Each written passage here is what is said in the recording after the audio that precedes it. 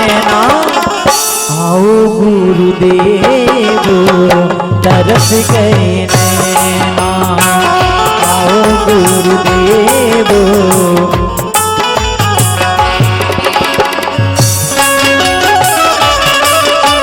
हो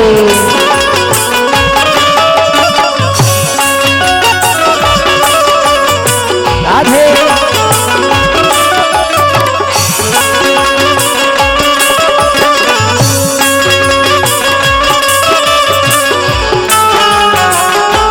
जय हो, बोले गुरुजी महाराज की जय हो।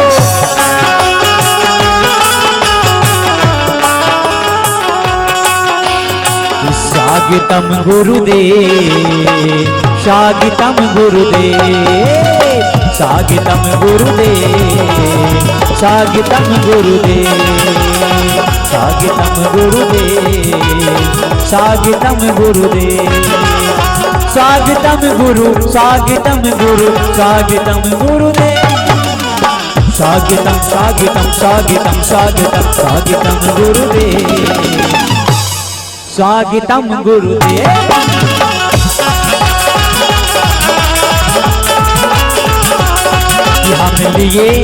हम लिए खड़े हैं हाथ, हम लिए खड़े हैं हाथ आपकी सेवा में, हम लिए खड़े हैं हाथ आपके स्वागत में, हम लिए खड़े हैं हाथ आपके स्वागत में। स्वागतम गुरुदेव, स्वागतम गुरुदेव।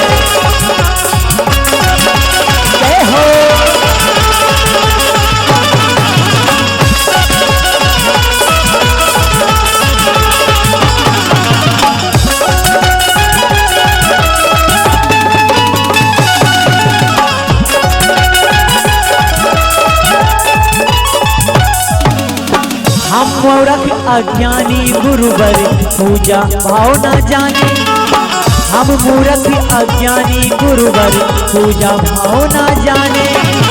हम तो बस गुरु पर एक हम हैं आपको ही जाने, हम तो बस गुरु पर सिर्फ आपको ही माने। स्वागतम स्वागतम स्वागतम स्वागतम स्वागतम स्वागतम स्वागतम स्वागतम स्वागतम स्वागतम गुरुदेव, स्वागतम गुरुदेव।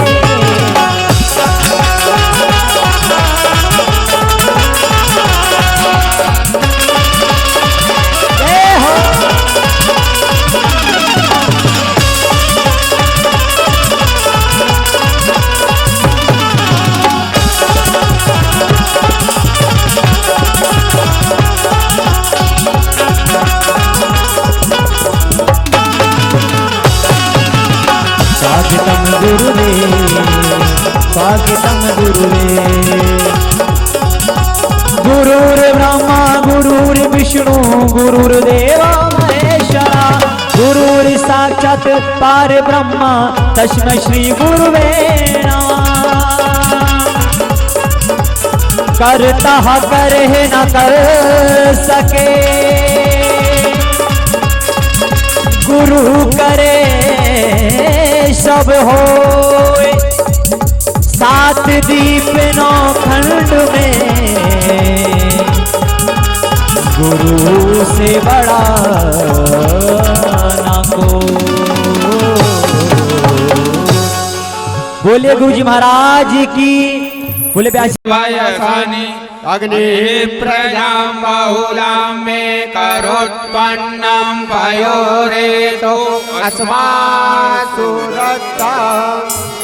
श्री भागवत भगवान की है आरती, पापियों को पाप से है तारती। श्री भागवत भगवान की है आरती, पापियों को पाप से है तारती।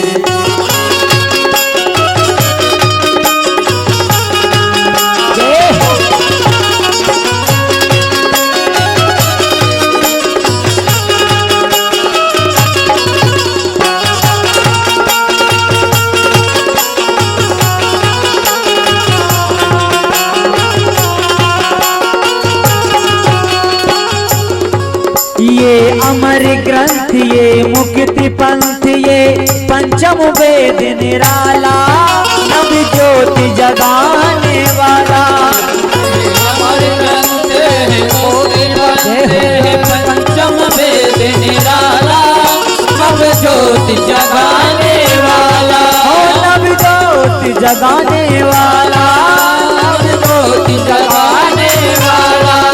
हरि नाम यही हरि धाम यही हरि नाम यही हरि धाम यही हरि नाम यही हरि धाम यही हरि नाम यही हरि नाम यही। जग की मंगल की आरती पापियों को पाप से है तारती। भागवत भगवान की हो आरती पापियों को पाप से है तारती।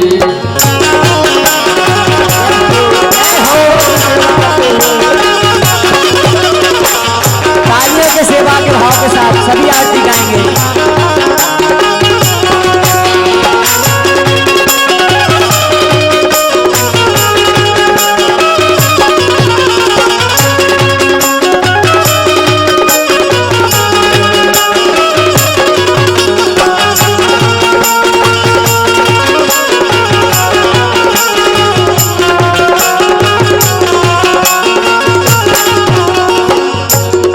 ये शांति गीत पावन पुनीत पापों को मिटाने वाला हरि दर्श कराने वाला।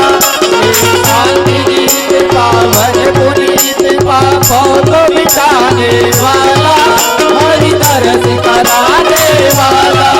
हरि दर्श कराने वाला हरि दर्श कराने वाला।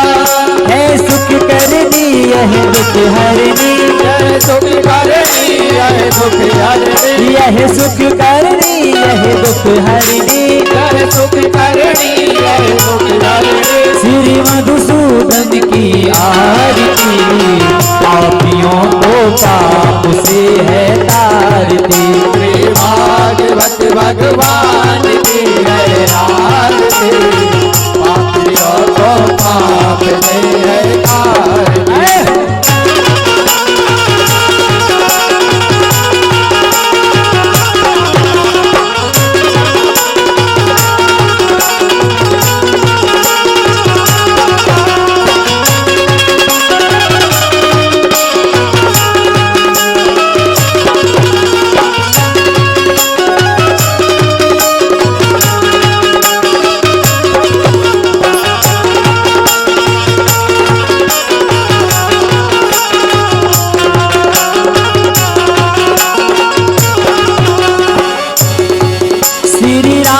यही घनश्याम हही राम यही घनश्याम यही। ये मधुर बोल जगपंथ खोल शन मार्ग दिखाने वाला बिगड़ी को बनाने वाला।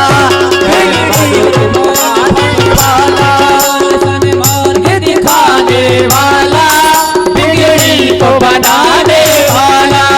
ये मधुर बोल जगपंथ खोल शन मार्ग दिखाने वाला बिगड़ी को बनाने वाला।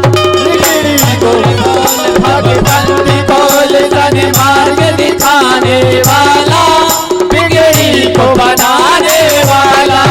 श्री राम यही घनश्याम यही श्री राम यही घनश्याम यही। श्री राम यही घनश्याम यही श्री राम यही घनश्याम यही। जग की महिमा की आरती पापियों को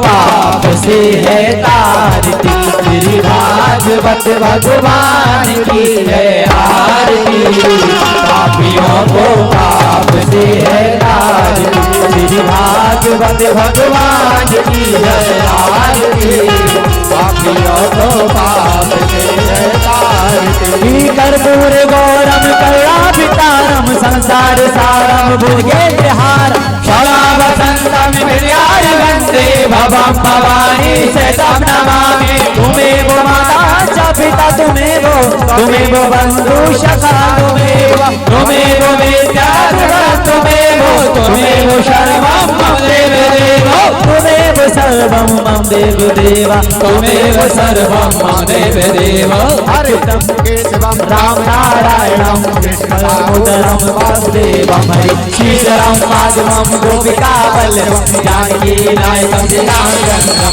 श्री जानकी नायकं श्रीरामचन्द्रं श्री जानकी नायकं श्रीरामचन्द्रं भजे हरे राम राम राम हरे हरे हरे कृष्णा कृष्ण कृष्ण हरे हरे कृष्ण हरे हरे कृष्ण कृष्ण हरे हरे ओम जलिना गुरुर्ब्रह्मा गुरुर्विष्णुर् गुरुर्देव महेश्वरा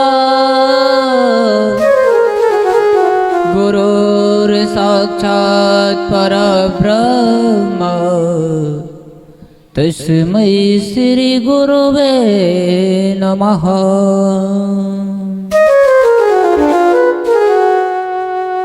ओम सच्चिदानंद रूपाय विश्वोत्पत्त्यादि हेतवे तापत्रय विनाशाय श्रीकृष्णाय वयं नमः। ओम अतुलित बलधामं हेमशैलावदेहं धनुजवन कृशानं ज्ञानिनामाग्रगण्यम्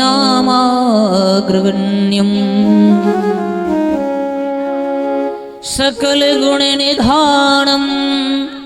वारणाधामधीशं रघुपति प्रिय भक्तं वातजातं नमामि। जय जय राधा रमण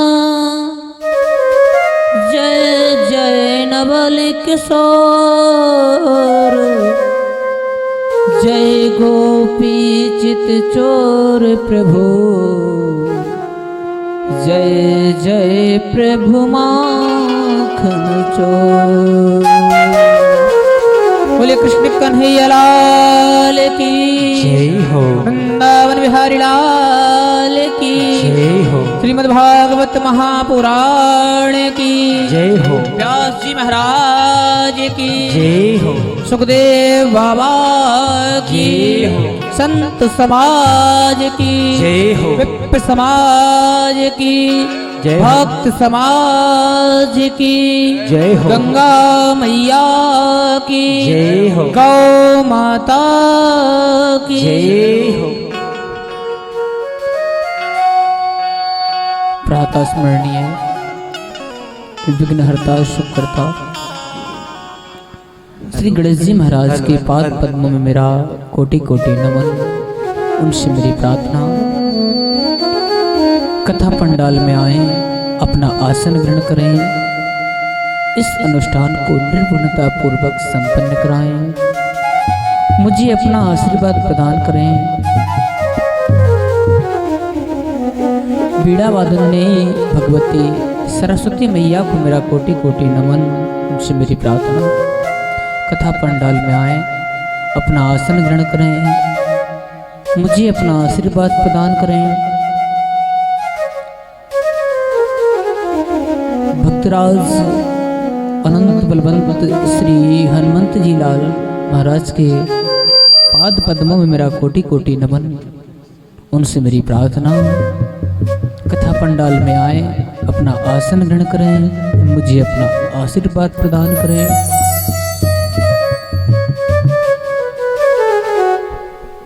जनता जनार्दन के हृदय में बैठे हुए नंदन नंदन को मेरा कोटि कोटि नमन।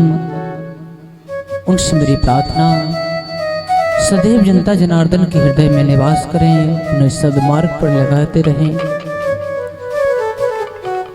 जनता जनार्दन को मेरा प्यार भरा राधे राधे। भक्ति शक्ति स्वरूपा माता बहनों के पद्मों में मेरा कोटि कोटि नमन।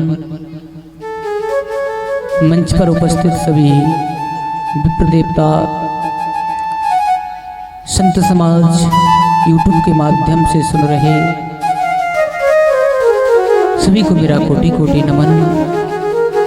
आइए हम सब मिलकर आज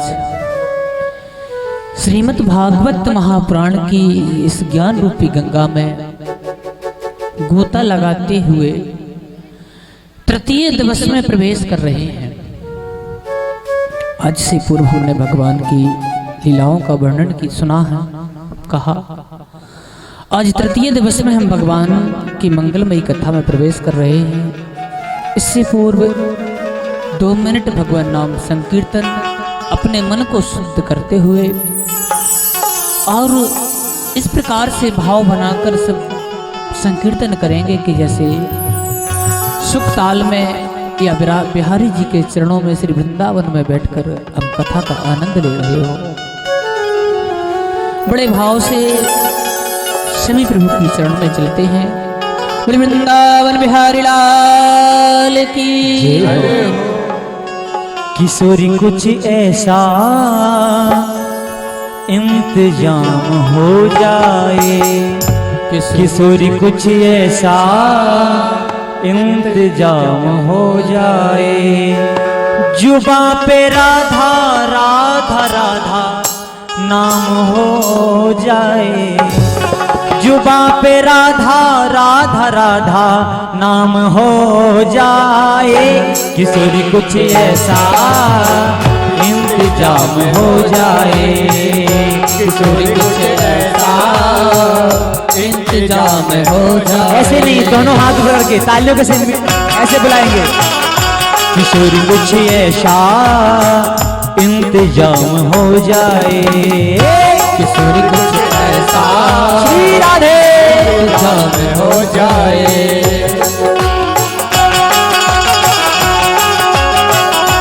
सभी लोग तालियों करते हुए बड़े भाव से बिहारी जी की चरण में चलते हैं।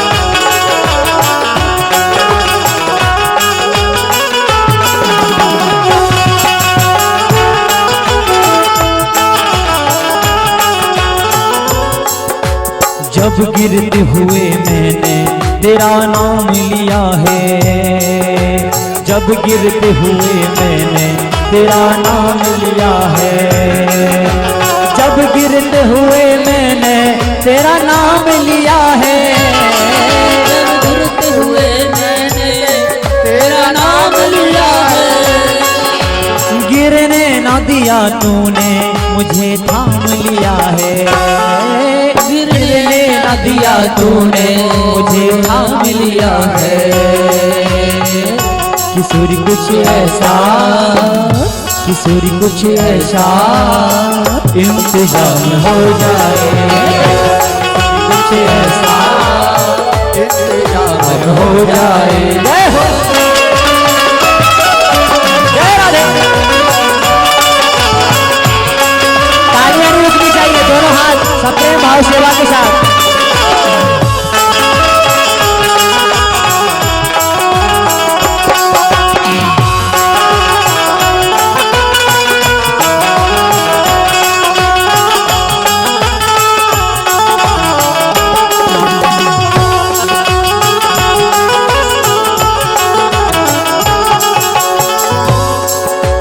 तुम अपने भक्तों पे कृपा करती हो, हाँ तुम अपने भक्तों पे कृपा करते हो, उनको अपने चरणों में रखते हो,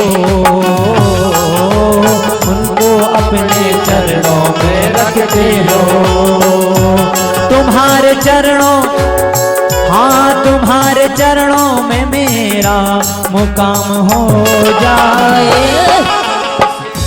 बोलो राधे राधे राधे, बोलो राधे राधे राधे, बोलो राधे राधे राधे, बोलो राधे राधे राधे बोलो राधे राधे राधे बोलो राधे राधे राधे। जुबां पे राधा राधा राधा नाम हो जाए, जुबां पे राधा राधा राधा नाम हो जाए। बोल बाकी बिहारी लाल की, राधा रानी सरकार की। अभी जय नहीं बोली, ऐसे नहीं आएंगे बाकी बिहारी, एक बार जयकार लाएंगे सभी लोग। बोलो बाकी बिहारी लाल की। अभी भी आवाज नहीं आई भैया, बोलो श्री राधा रानी सरकार की। अब आई थोड़ी आवाज। जुबां पे राधा राधा राधा नाम हो जाए, गाइए। जुबां पे राधा नाम, जुबां पे राधा नाम, किशोरी कुछ ऐसा इंतजाम हो जाए, किशोरी कुछ ऐसा इंतजाम हो जाए, हो जाए। श्री राधे श्री राधे राधे श्री राधे, श्री राधे श्री राधे राधे श्री राधे, श्री राधे श्री राधे राधे श्री राधे, श्री राधे श्री राधे राधे श्री राधे, श्री राधे श्री राधे राधे श्री राधे, श्री राधे श्री राधे राधे श्री राधे। किशोरी कुछ ऐसा इंतजाम हो जाए, किशोरी कुछ ऐसा इंतजाम हो जाए, किशोरी कुछ ऐसा इंतजाम हो जाए, किशोरी कुछ ऐसा इंतजाम हो जाए, किशोरी कुछ ऐसा इंतजाम हो जाए। बोले वृंदावन बिहारी की बेला में प्रवेश कर रहे हैं। प्रथम दिन हमने भागवत के महात्म्य का श्रवण किया, द्वितीय दिन भागवत की रचना कब कहाँ किसके द्वारा हुई, देवर्षि नारद का पूर्व जन्म, राजा परीक्षित को श्राप लगा और बाबा सुखदेव कथा सुनाने बैठे, इत्यादि कथाओं का हमने कल श्रवण किया। परीक्षित ने प्रश्न किया कि गुरुदेव अता प्रयच्छामि संसिद्धिं योगिनां परमं गुरो पुरुषस्य यत् कर्म म्रियमाणस्य किं कर्तव्यम्। हे गुरुदेव भगवान, मरने वाले को क्या करना चाहिए? तो कल अपन यहाँ कथा श्रवण कर रहे थे, मरने वाले केवल राजा परीक्षित नहीं है, सबको मरना है।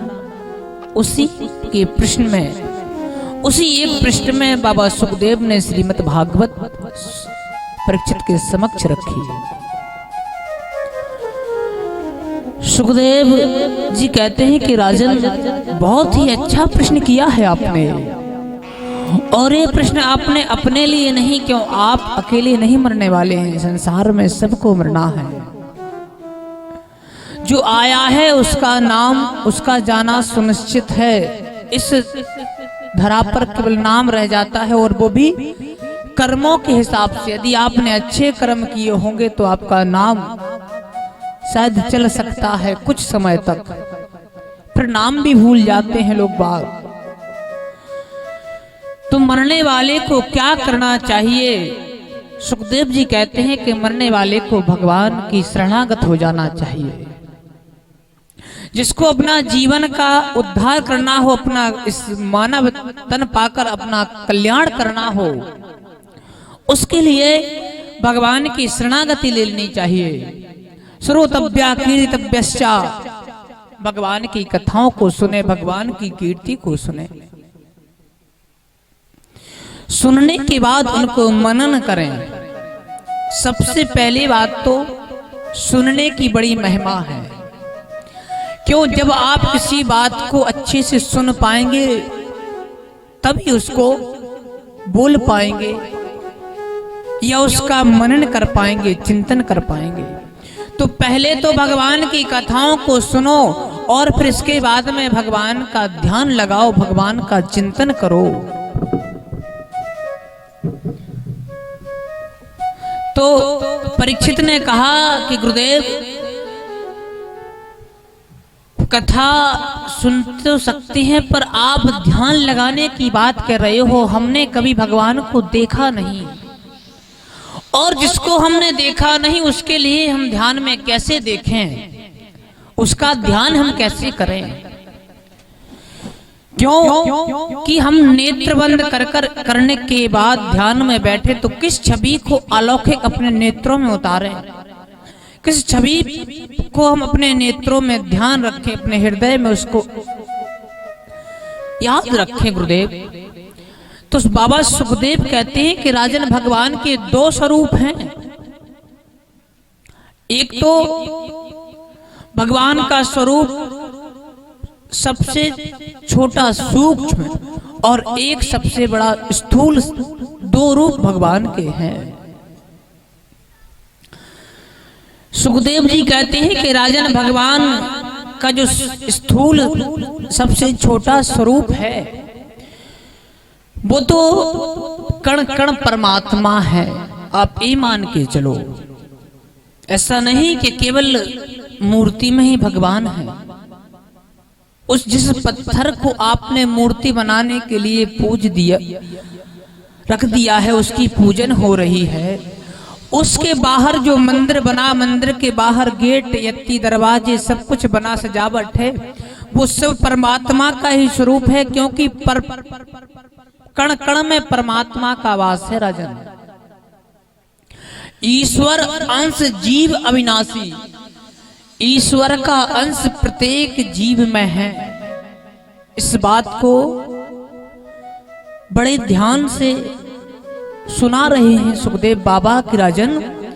यदि आप ध्यान करने की बात कर रहे हो तो प्रत्येक वस्तु में, प्रत्येक चीज में परमात्मा का ध्यान कर सकते हैं। क्यों कि परमात्मा ने जो इतनी अच्छी कलाकारी की वो कोई कारीगर नहीं कर सकता, कोई कलाकार नहीं कर सकता। परमात्मा ने नाना प्रकार के जीव बनाए, उनकी वेशभूषा, विचित्र रंग ढंग उनको दिए। ऐसा कोई कलाकार नहीं कर सकता है। आप किसी एक वस्तु पर ही ध्यान लगा लो कि क्या बात है, परमात्मा ने इतना सुंदर इसको बनाया, तो बनाने वाला कितना सुंदर नहीं होगा, उससे आप परमात्मा तक पहुंच सकते हैं। ऐसा नहीं कि हम गाय की पूजा करें, गाय माता, और मूर्ति में बैठे हुए नंदी भगवान को खूब जल चढ़ाएं, दिन और रात जल चढ़ा रहे हैं, और अन्यत्र जीवों पर हम कभी दया दृष्टि ही ना दिखाएं। जितने भी जीव हैं हमें अपने व्यवस्था के अनुसार उन पर दया दृष्टि और उनका जिस प्रकार से हमारी व्यवस्था है वो हमें कार्य करना चाहिए। हम जिन वृक्षों को लगाते हैं उनमें जल डालते हैं, उनकी पालन पोषण करते हैं, गाय की पूजा करते हैं, भगवान नंदी को जल चढ़ाते हैं, बहुत अच्छी बात है। पर सभी जीवों पर भी हमें दया और उनकी भी सेवा करें। क्योंकि जो जितने भी जीव हैं ये परमात्मा की कारीगरी से बनाए हुए हैं, इनके लिए किसी ने नहीं बनाया, स्वयं भगवान ने बनाया है। और उन प्रत्येक जीवों पर दया करना, उन प्रत्येक जीवों के अंदर परमात्मा का स्वरूप देखकर उनकी सेवा करना, यही सबसे बड़ा कर्तव्य मानव का होता है। बोलिए राधे राधे। दूसरी बात भगवान कहते हैं कि राजन, ये तो सबसे छोटा शरीर भगवान का है सूक्ष्म, जिसमें आप सारे जगत में परमात्मा को व्याप्त मानते हैं। दूसरा जो विराट शरीर भगवान का विराट रूप है, स्वरूप है, उसके लिए नाभि से लेकर नीचे के जो 7 लोक हैं, पृथ्वी लोक से नीचे के 7 लोक, वो परमात्मा का नाभि से चरणों तक का हिस्सा है पूरा। अतल, बितल, सुतल, तलातल, रसातल, महातल और पाताल।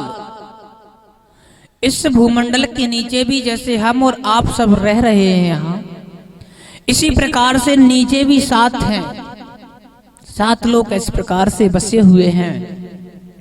तो सुखदेव जी कहते हैं कि राजन, परमात्मा की नाभि से इन नीचे का हिस्सा है जो सब लोग वहां रहते हैं, ये उधर है परमात्मा का मृत्यु लोक नाभि। तो इसके नीचे जो 7 लोक हैं वो इतना बड़े विशाल रूप परमात्मा है कि चरणों तक, नाभि से चरणों तक तो 7 लोक हैं। अतल, बितल, सुतल, तलातल, रसातल, महातल और पाताल। और इसके ऊपर जो 7 लोक हैं, स्वर्लोक, महर्लोक, जनोलोक, तपोलोक, सत्यलोक, भूर्लोक और भूर्लोक इत्यादि जो 7 हैं, ये परमात्मा के उदर से ऊपर का हिस्सा है। और सत्यलोक जहां परमात्मा का स्वयं निवास है, भगवान नारायण का। जो आकाश मंडल दिख रहा है, कहते हैं कि ये परमात्मा के केस हैं, ये परमात्मा के बाल हैं, केस हैं। जो इस धराधाम पर बड़े बड़े वृक्ष हैं, छोटे बड़े जितने भी वृक्ष हैं, वो परमात्मा के सब रोम छिद्र हैं। इतना बड़ा विशाल शरीर है परमात्मा का। अब आप जिस चाहे में भगवान का ध्यान कर लो, जैसे चाहे छोटे शरीर में ध्यान कर लो, चाहे बड़े शरीर में ध्यान कर लो। तो राजा परीक्षित से जब इस प्रकार से बाबा सुखदेव ने कहा कि राजन, भगवान ही केवल एक सत्ताधारी हैं कि जो आदि अनादि और अंत तक चलते हैं, जिनकी सत्ता कभी समाप्त नहीं होती। युगों और युग, हजारों लाखों युग बीत जाते हैं, पर परमात्मा कभी नहीं बीतते, कभी उनका समाप्त नहीं होती। वो केवल अपने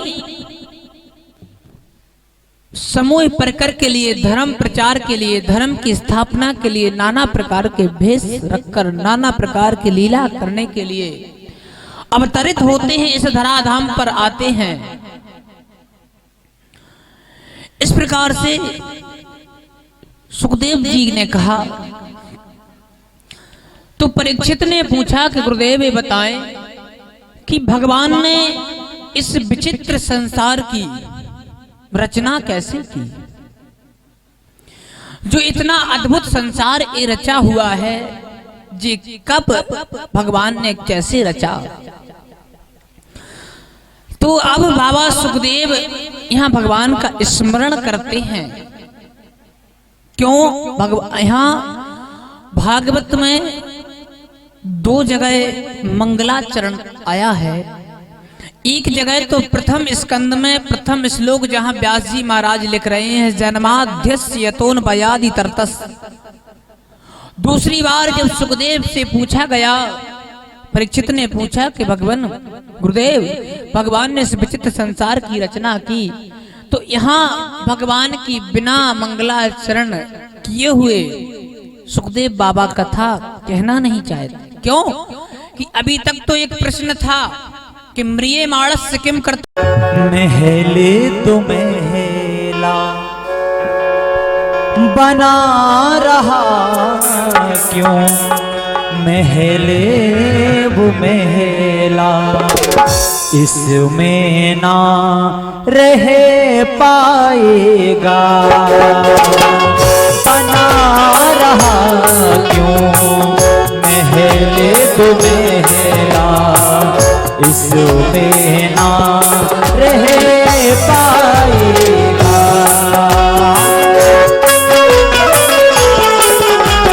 तालियों की सेवा के साथ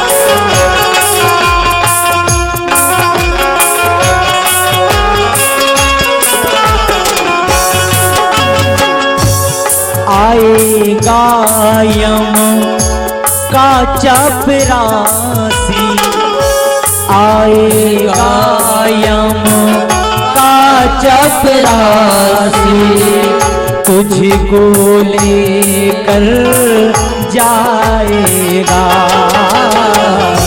तुझको लेकर जाएगा।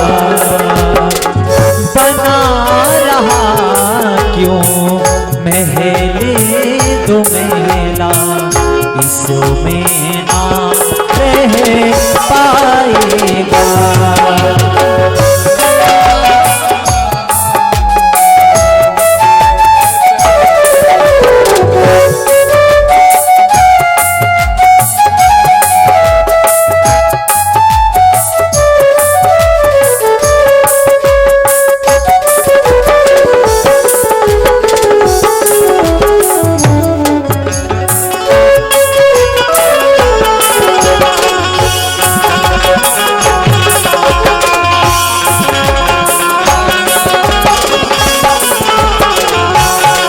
क्योंकि तेरा ये काला धंधा, तेरा ये काला धंधा बने फांसी का फंदा, बने फांसी का फंदा।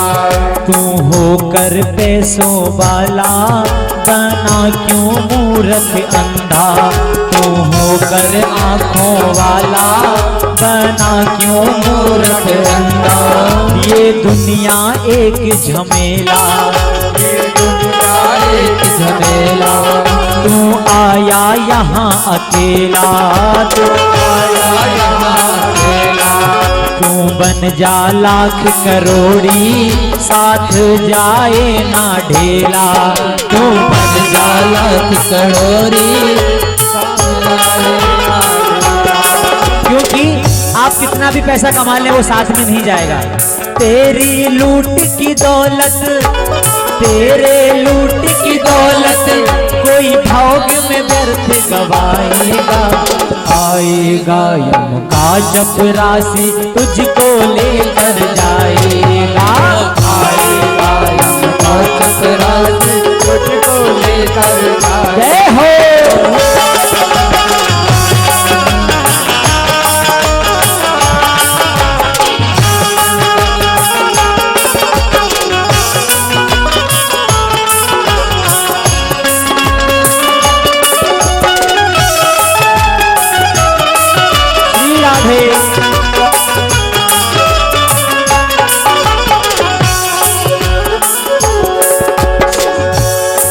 सब टूट जाएंगे सपने, सब टूट जाएंगे सपने। जब देह लगेगी कपने, जब देह लगेगी कपने।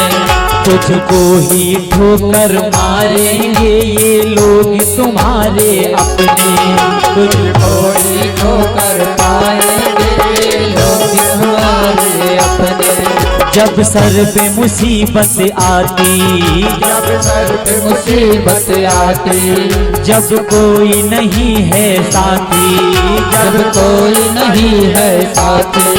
कहते हैं भुजी मछलियाँ भी बूंद नदी में जाती, कहते हैं भुजी मछलियाँ भी बूंद नदी में जाती। कहते हैं जब बुरा वक्त हो तो भुजी मछली भी जल में उछल के चली जाती है, कोई साथ नहीं आता है, सिर्फ भगवान का नाम ही आता है, वही सिर्फ बुरे वक्त में साथ आते हैं। तो तेरा खून ही एक दिन प्यारे, तेरा खून ही एक दिन प्यारे, तेरा खून ही एक दिन प्यारे, तेरा खून ही एक दिन प्यारे। तुझको आग लगाएगा, आएगा यम का चपरासी तुझको लेकर जाएगा। आएगा यम का चपरासी तुझको लेकर जाएगा, आएगा यम का चपरासी तुझको लेकर जाएगा।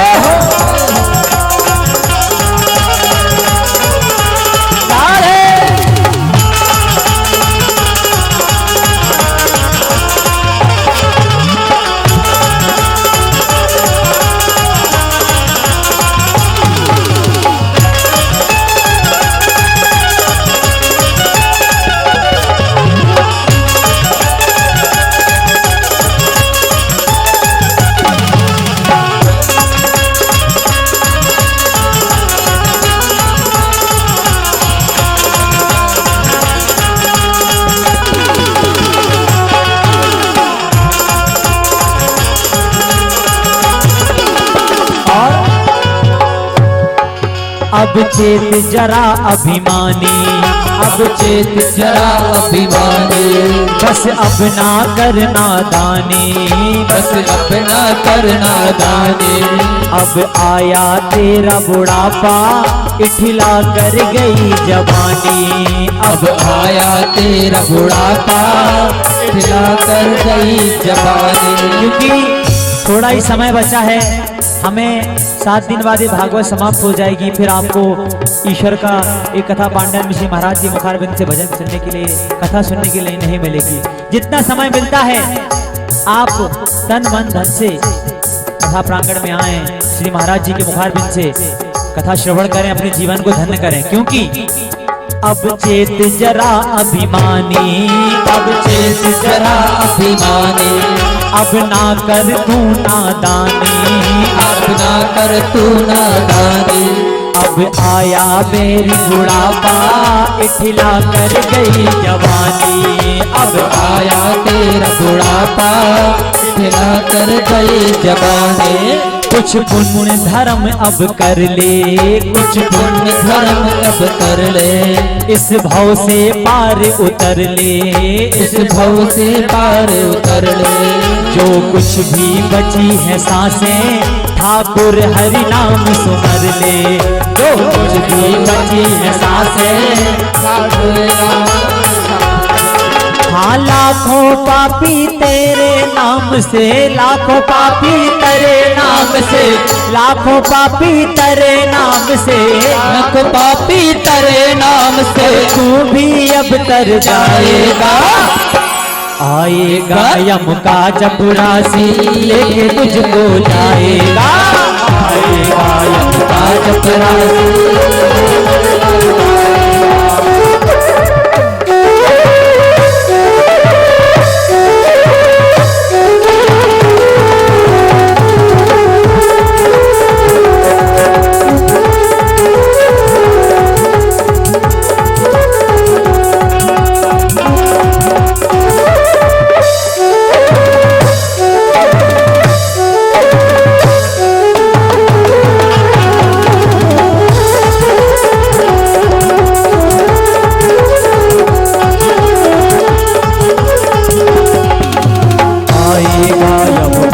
चपरासी लेके तुझको जाएगा।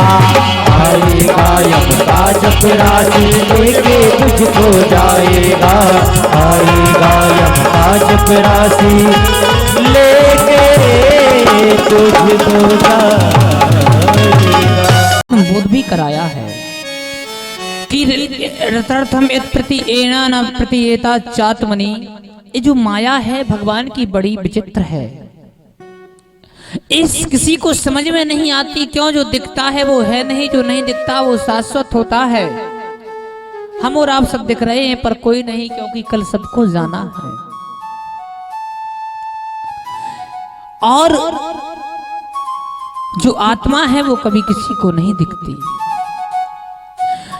हमें मानव का जो शरीर मिला है 84 लाख योनियों को पार करने के बाद इस साधन प्राप्त हुआ है। अब जाकर हम जब मानव बने, अभी से पूर्व हमने पता नहीं कौन कौन से ऐसे कर्म करे, करनी करी, कितनी योनियां हमने कुकर सुकर नागर कुकर इत्यादि में बिता दी। आज जाकर भगवान ने ये मानव का तन दिया है। क्यों?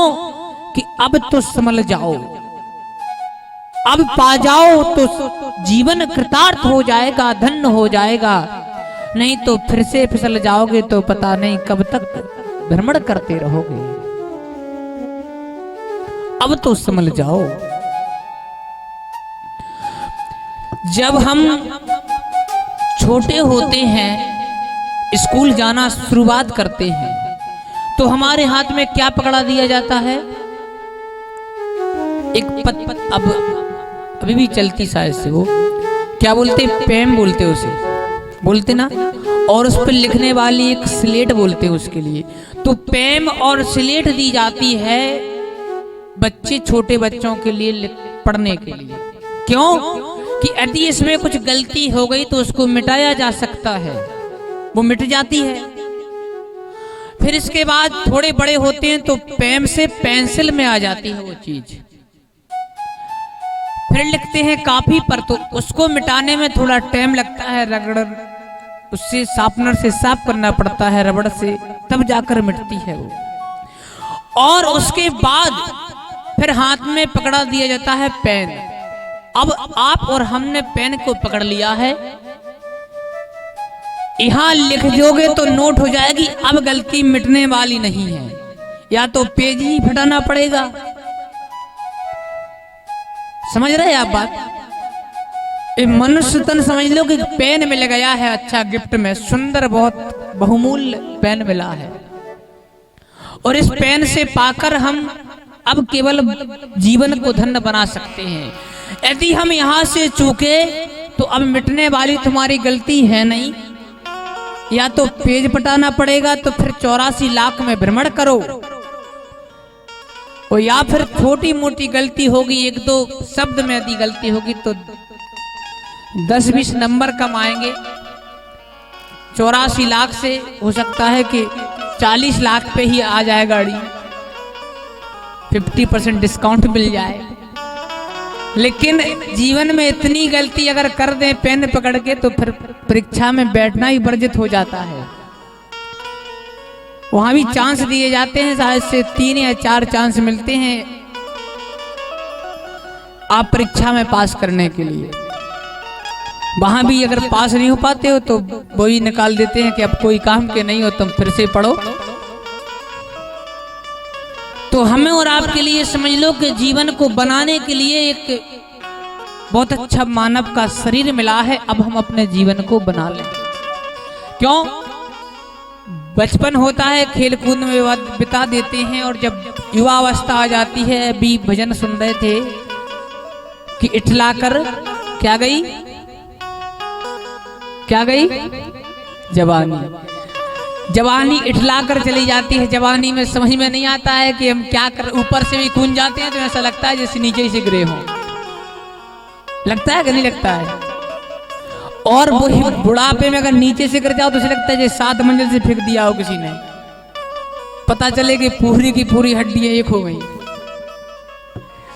तो अब समझ जाओ, भगवान से प्रेम स्नेह कर लो, बंधन भगवान से जोड़ लो सारे के सारे नाते।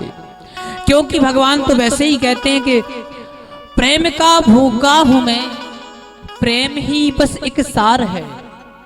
प्रेम का भूखा हूं मैं, प्रेम ही बस एक सार है, और जो प्रेम से मुझको भजे उसका भव से बेड़ा पार है। अरे उनके लिए ना ही तो सोना चांदी या दिखावा नहीं होता है कि भाई, उनसे प्रेम करना चाहिए, भाव के भूखे होते हैं परमात्मा। तो ब्रह्मा जी ने अपने पुत्र को बताया, नारद जी को। सुखदेव बाबा कहते हैं कि इस प्रकार से इस सृष्टि को भगवान ने ब्रह्मा के द्वारा बनाया। श्रीमद् भागवत में भी 2 जगह सृष्टि वर्णन की कथा आती है, 3 जगह। एक जगह तो सुखदेव जी ने अभी परीक्षित जी को श्रवण कराई संक्षिप्त में। अभी आप आगे सुनेंगे जब उद्धव जी महाराज को मैत्रेय जी श्रवण कराएंगे। उद्धव जी ने भी पूछी सृष्टि वर्णन के, मैत्रेय जी बताओ कि भगवान ने इस विचित्र संसार को कैसे रचा। तो वहां फिर पूरे विस्तार से सृष्टि का वर्णन आया है। तो अब परीक्षित ने कहा कि भगवान, हमें भगवान की आपने बड़ी लीला सुनाई, कथा सुनाई, हमें जरा विदुर जी का चरित्र सुनाइए आप। किसका चरित्र सुनाना है? विदुर जी का चरित्र पूछा है कि आप विदुर जी का चरित्र सुनाएं भगवान हमें। तो राजा को सुखदेव बाबा कहते हैं कि राजन, एक समय की बात है जब धृतराष्ट्र महाराज बिल्कुल अंधे हो गए।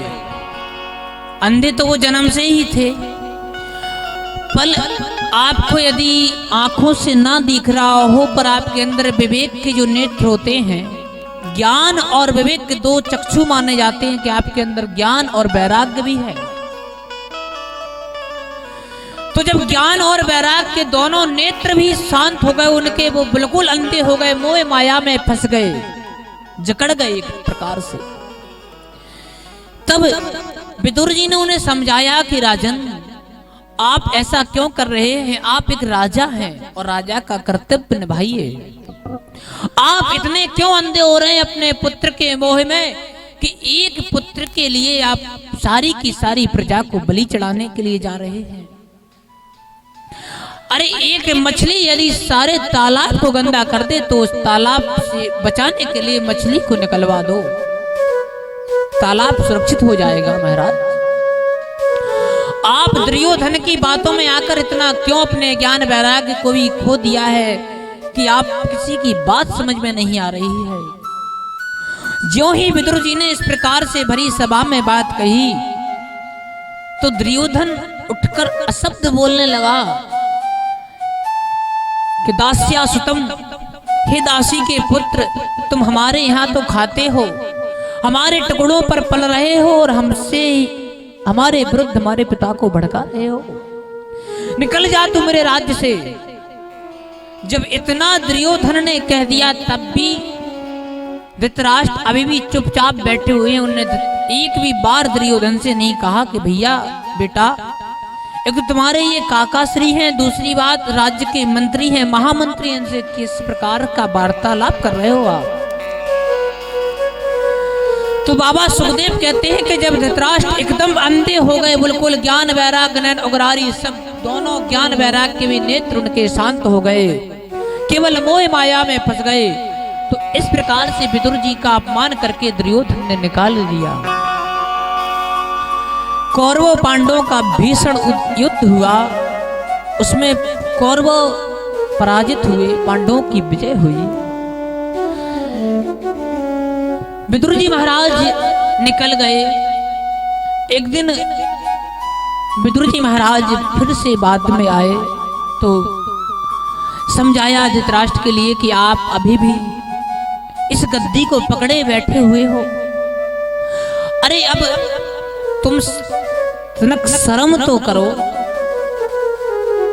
कि तुम जिन पांडवों को तुमने जीने नहीं दिया, तुम्हारे पुत्रों ने सदैव उनके विरुद्ध कोई ना कोई षड्यंत्र रचे, आज उनकी ही रोटी पर पल रहे हो और बड़े आनंद की अनुभूति कर रहे हो, कह रहे हो कि हमारे पुत्रों ने जैसी सेवा नहीं की ऐसी आज हमारी भीम और युधिष्ठिर सेवा कर रहे हैं।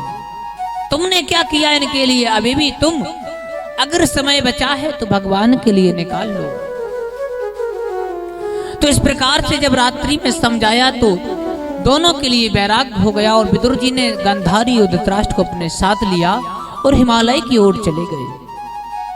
जब प्रातः काल पांडवों को पता लगा तो देखा कि काका जी आए थे और ज्येष्ठ पिताश्री नहीं दिख रहे।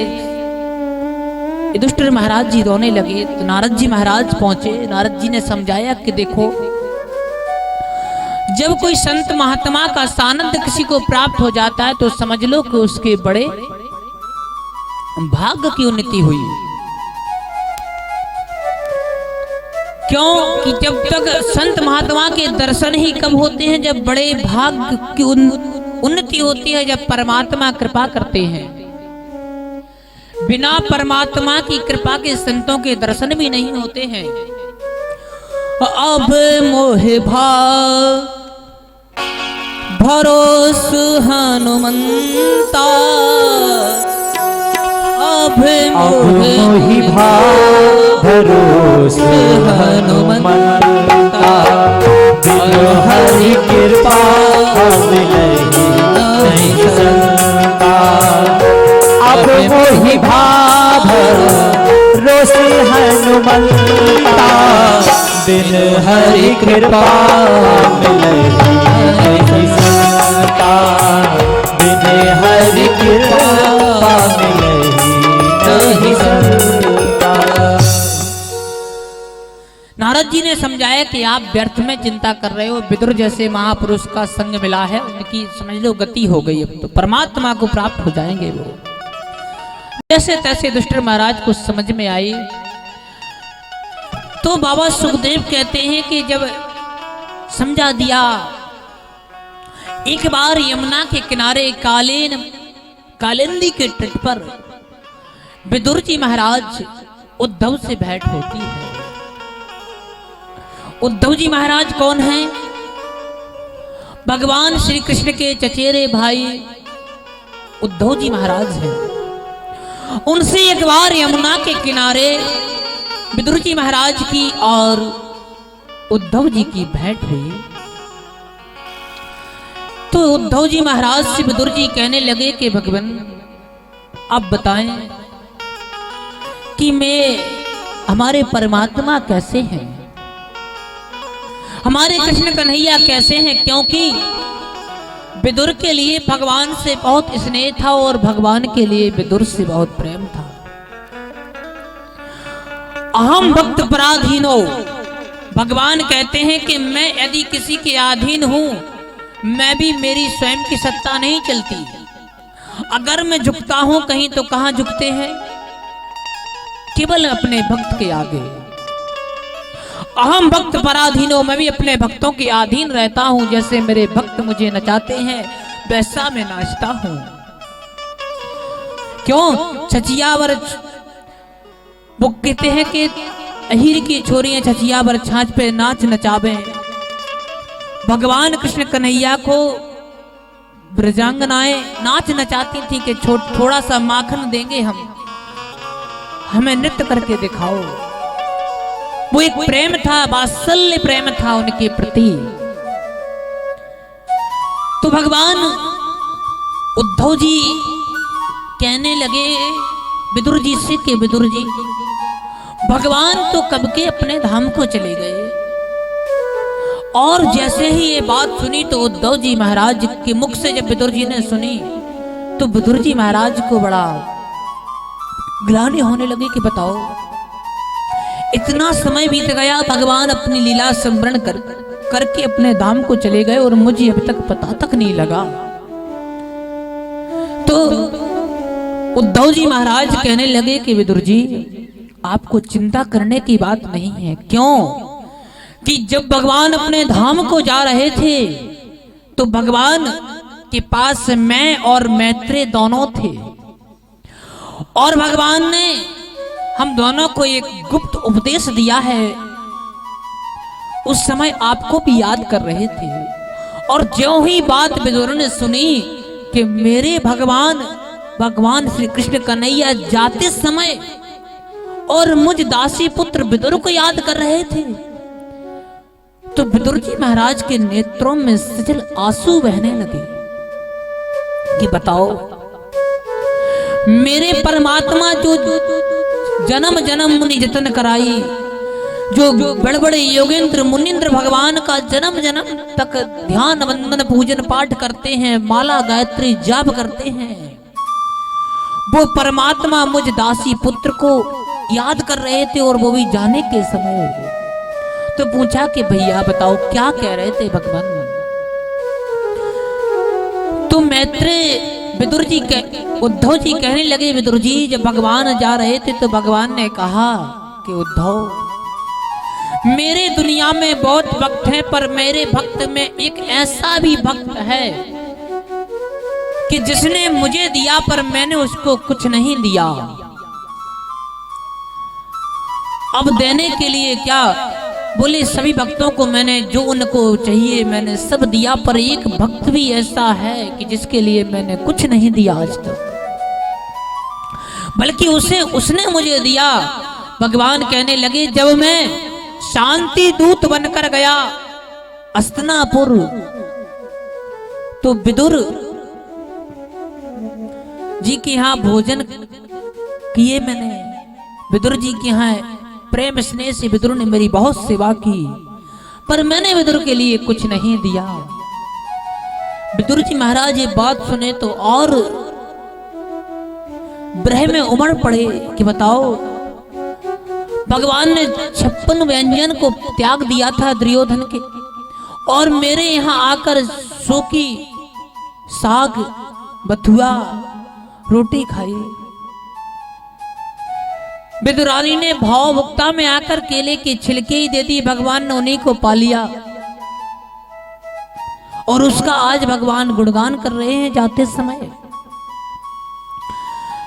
तो उद्धव जी महाराज कहने लगे कि विदुर जी, मैं तो भगवान ने अपनी चरण पादुका दी और मुझे कहा कि जाओ बद्री विशाल लेकर पहुंचो, पर मैत्रेय को कहा कि मैत्रेय, विदुर का मेरे ऊपर उपकार है, इसलिए कहीं यदि विदुर से तुम्हारी भेंट हो जाए तो जो उपदेश मैंने तुम्हें दिया है तुम विदुर को देना।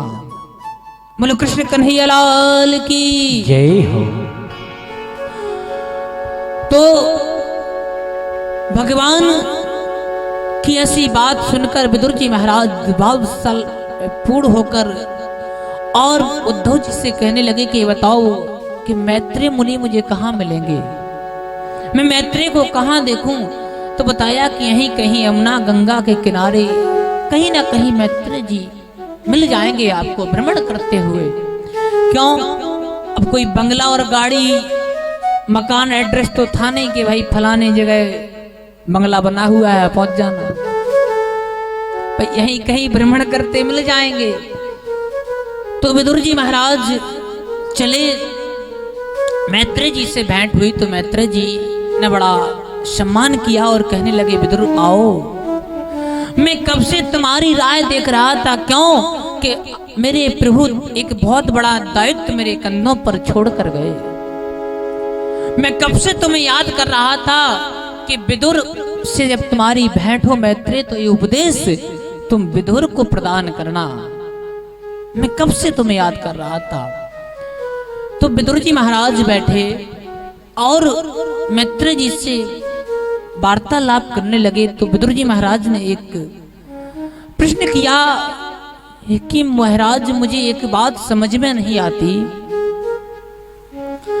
सुखाय कर्माणि करोति लोको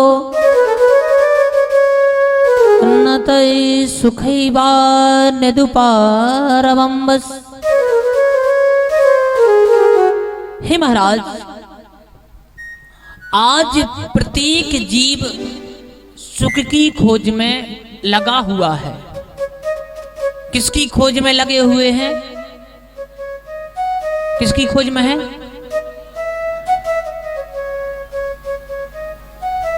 जरा जोर से बोलो, बहुत ऊंचा सुनते हैं। और ऊंचा सुनने का कारण है कि ऐसे माइकों में चलती रहती है बात, तो ऊंचे सुनने की आदत हो गई है। किस खोज में है संसारी लोग?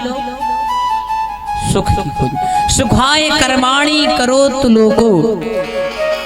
विदुर जी ने कहा कि महाराज मुझे एक बात समझ में नहीं आती कि लोग बाग दिन रात मेहनत करते हैं फिर भी सुख की खोज में लगे हुए कि सुख मिल जाए, सुख मिल जाए, सुख मिल जाए, पर सुख नहीं मिल रहा। और उसके बाद जितना सुख के चक्कर में जाते हैं उतने दुख के दलदल में फंस जाते हैं। कोई तन दुखी, कोई मन दुखी, कोई धन बिन रहत उदास, थोड़े थोड़े सब दुखी, सुखी राम के दास। तो कोई तन दुखी, कोई मन दुखी, कोई धन बिन रहत उदास। संसार की ये बिल्कुल हकीकत है, समझ लो आप। किसी के पास तन से दुखी है, कोई थोड़ा सा काला हो गया, यार थोड़े और गोरे होते तो क्या बढ़िया रहता। अगर मतलब भगवान को कोसना ही एक पॉइंट है, टारगेट कहाँ? भगवान के ऊपर। कर्म हमारे नहीं देखता लोग बात। थोड़े से ऐसे मोटे, तब पतले, दुबले, नाना प्रकार के तन दुखी वाले लोग मिलेंगे। कोई तन दुखी, सुनो बात कहाँ से कहीं, कोई तन दुखी, कोई मन दुखी। अब कोई मन से ही उदास है। भगवान की कृपा से सब कुछ है पर मन बड़ा नहीं मिला उसके लिए, मन छोटा सा है इसलिए मन से उदास है वो। कोई तन दुखी, कोई मन दुखी, कोई धन में न रहता उदास, कोई धन के दुखी उदास फिरता है। किसी के पास धन नहीं है तो वो जिंदगी भर कहता है कि कुछ मिला ही नहीं, पैसे ही नहीं है, क्या करें। हमारे पास भी तो नहीं है, हम कितने सुखी हैं। देखो हमारे पास ना तो बैंक बैलेंस है, ना ही कोई बंगला गाड़ी है, फिर भी आप सबके साथ इतने प्रेम स्नेह जो मिला है, क्या किसी बंगला गाड़ी और बैंक बैलेंस से कम है? बताओ आप लोगों का इतना प्रेम स्नेह मिला है कि किसी बंगला गाड़ी और मकान और बैंक बैलेंस से हम अपने लिए तो कम नहीं समझते। तो कोई धन के बिन उदास रहता है, नाना प्रकार से दुखी संसारी हैं, केवल भगवान राम कृष्ण के भक्त होते हैं वे बड़े सुखी रहते हैं। और सुखी होने के साथ साथ उनको अभिमान भी नहीं होता है। अभिमान भी ऐसा हमारे पास क्या होता है, अगर पैसा आ गया तो पैसा का अभिमान हो जाता है, बल का आ गया, बुद्धि आ गई तो अभिमान में आ जाते हैं। पर जो भगवान के भक्त होते हैं वो फिर अभिमानी भी नहीं होते। हनुमान जी महाराज को देखो, कहते अतुलित बलधामम हेम शैला बदेहम धनुज वन कृशानम ज्ञानी नामा ग्रण्यम सकल गुणधानम बाणनाधा मदीसम रघुपति प्रियवक्तम बात जातम नमामि। इनके आगे दुनिया से हर एक इंसान छोटा पड़ जाता है। अतुलित बल भी इनके पास है, बुद्धि भी है, विवेक भी है, सब कुछ है, पर इनके लिए कभी अभिमान नहीं होता है।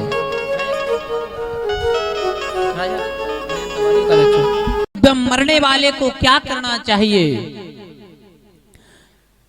अभी मरने वालों के प्रश्न पूछ रहे थे, तब सुखदेव बाबा बता रहे थे। पर अब जब प्रश्न पूछा परीक्षित ने कि गुरुदेव भगवान ने इस विचित्र संसार की रचना कैसे की, तो सुखदेव जी ने पहले भगवान का ध्यान किया।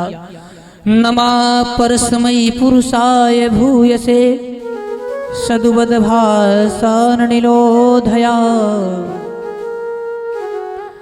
हे राजन, परमात्मा को बारंबार नमस्कार है जिसने इस विचित्र संसार की रचना की। और जब आपने ये प्रश्न पूछा तो सुखदेव जी कहते हैं कि यही प्रश्न एक बार देवर्षि नारद ने अपने पिता, नारद जी के पिताजी कौन है? कौन है?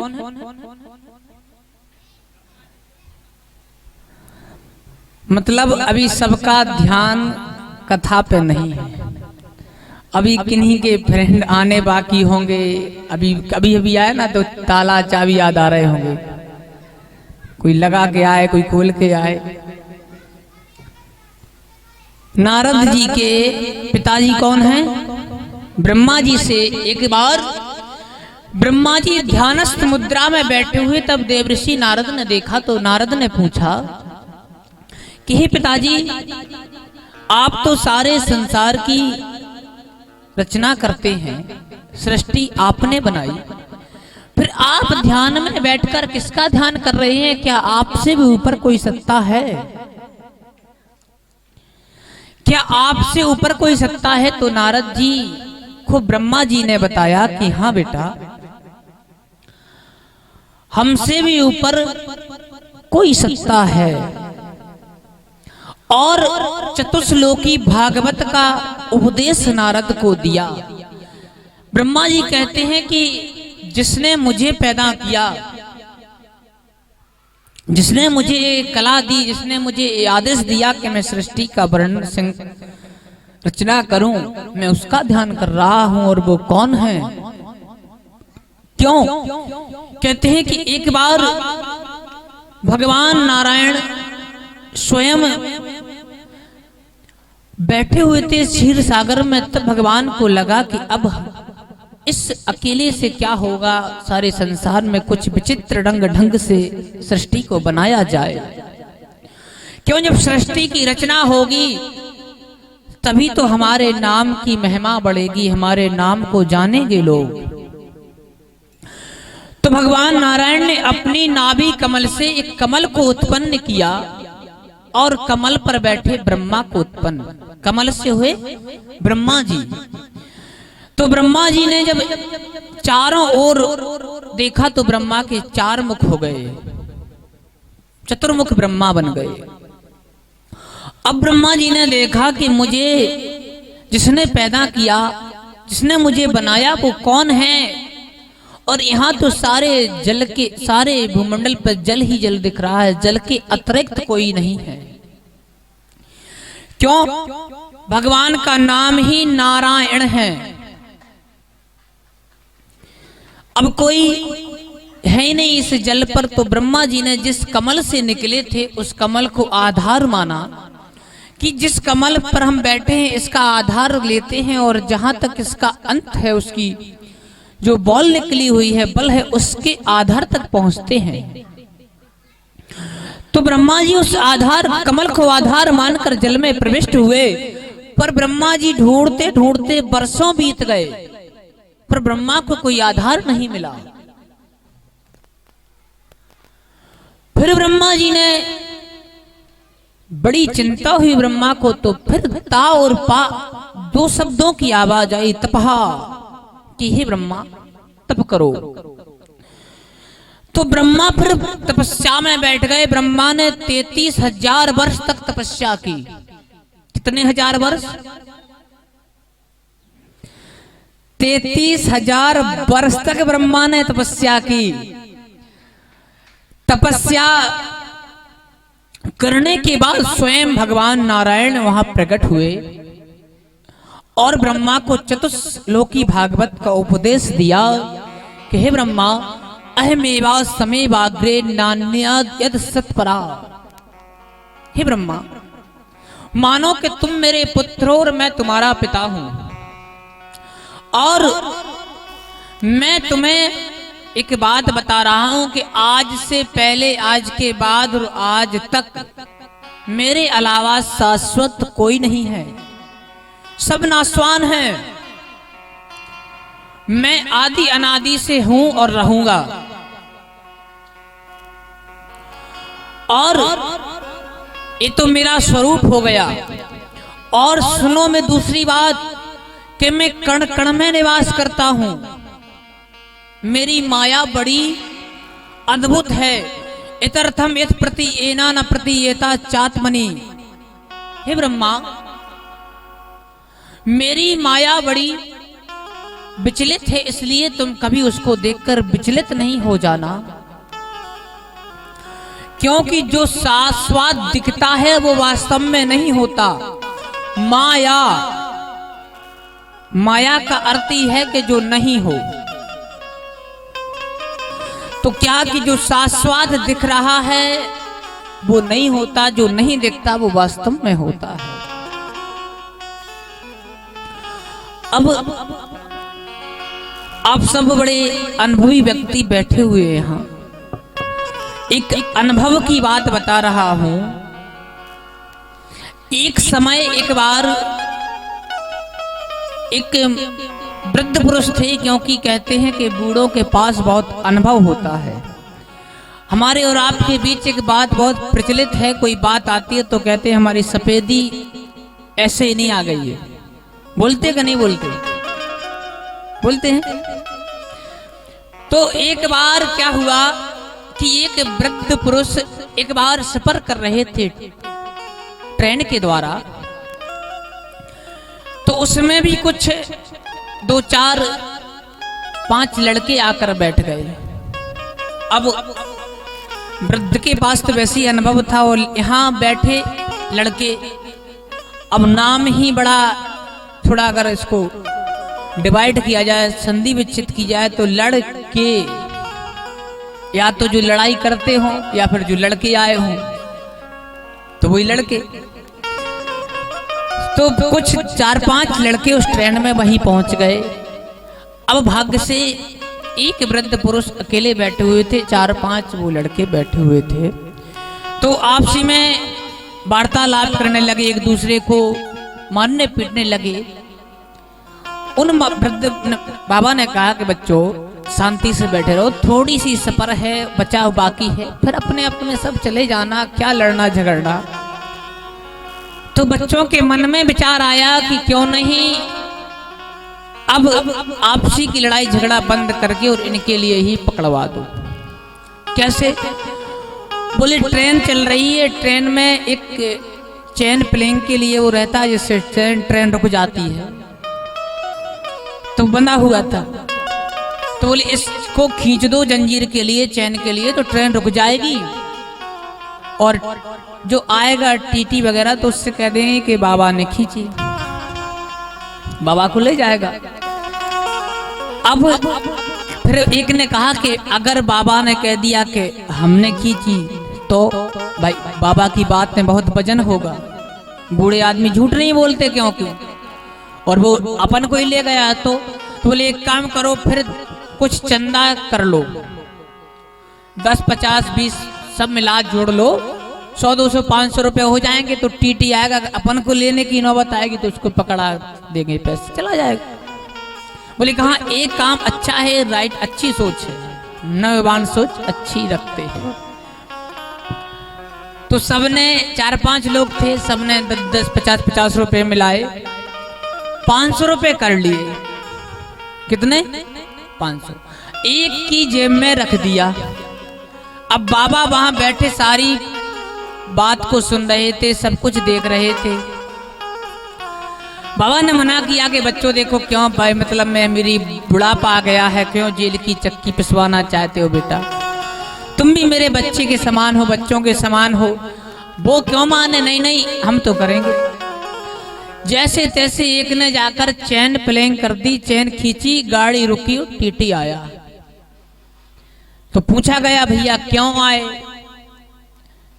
तो उनने पूछा क्यों भाई, किसने चैन रोकी, क्या बात, क्या समस्या है?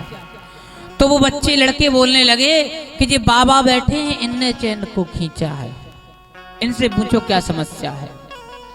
बाबा के पास पहुंचा तो बाबा कहने लगे कि हाँ महाराज, हाँ सर हमने ही खींची है। क्यों? बोले ये सब बच्चे हमें धमका रहे थे कि हम ट्रेन के नीचे फेंक देंगे या मार देंगे, पैसा दे दो। और हमारे पास 500 रुपए भी थे, इनने वो भी छुड़ा ली और उस बालक की ऊपर की जेब में भी रख दिए। अब इतने कॉन्फिडेंस से कोई बात बोल दे, टीची ने हाथ पकड़ा, बोले हाँ भाई कहाँ है, लाओ। 500 रुपए निकले, वो सब खुले गए। जैसे ही प्लेटफार्म से नीचे बच्चे उतरे, गाड़ी चली, तो बाबा कहने लगे कि बेटा ये सफेदी ऐसे ही नहीं आ गई, तो क्या है, अनुभव की बात होती है। जय श्री राधे।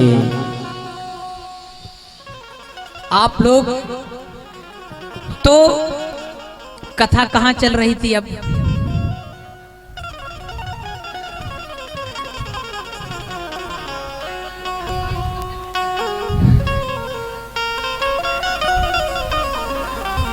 मतलब किसी का वो क्या कहते हैं, केवल सुन रहे हैं। और फर्स्ट दिन बताया गया था, सूत जी से सोनकादि ने कहा कि कथा सारम मम कर्ण रसायनम, ऐसी कथा सुनाओ जो हमारे कर्णों को प्रिय हो, जिसमें रस हो। कल भी बताया कि पिबत भागवतम रसमालय मोहरहो रस का भूवि भावु का, कि ऐसा रस पिला दो, ऐसा रस बना के दिया जिसको पीने लायक हो। तो हम समझ में नहीं आ रहा, अगर पीने वाले व्यक्ति होते तो वो कहते कि हम पी रहे हैं, बता देते कहाँ कथा पहुंच चुकी है। और यहाँ तो सुनने वाले यहाँ से सुनते, यहाँ से निकालते जा रहे हैं। बोल वृंदावन बिहारी लाल की। तो ब्रह्मा जी कहने लगे कि पुत्र भगवान ने हमें बताया कि जो माया वास्तव में जो दिखती है वो होती नहीं है।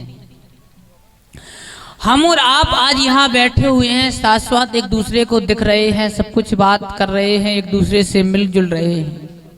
क्या हम हमारे अंदर सत्य है, हम शाश्वत हैं? नहीं है ना? क्यों? आज हैं और कल नहीं रहेंगे। और हमारे अंदर जो परमात्मा का अंश दिव्य है, जो परमात्मा का अंश है, जो आत्मा है, वो कभी आज तक किसी को नहीं दिखी होगी। वो अंश परमात्मा का आज तक किसी को नहीं दिखा होगा।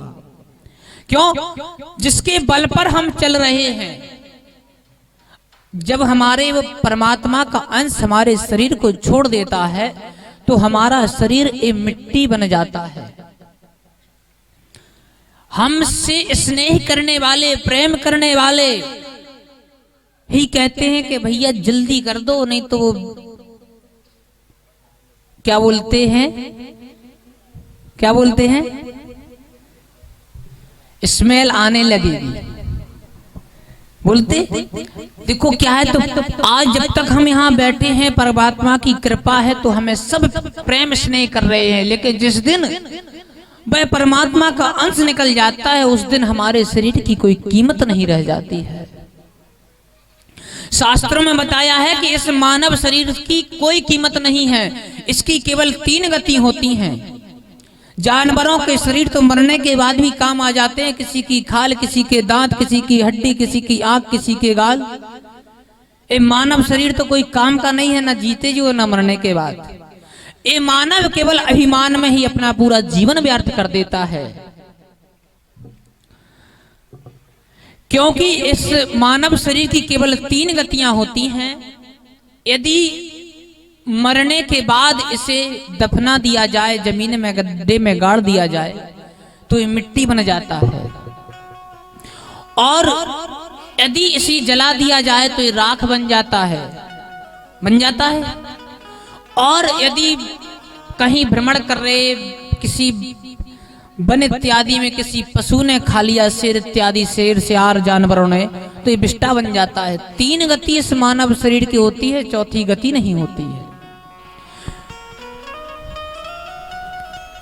राधे, जय श्री राधे।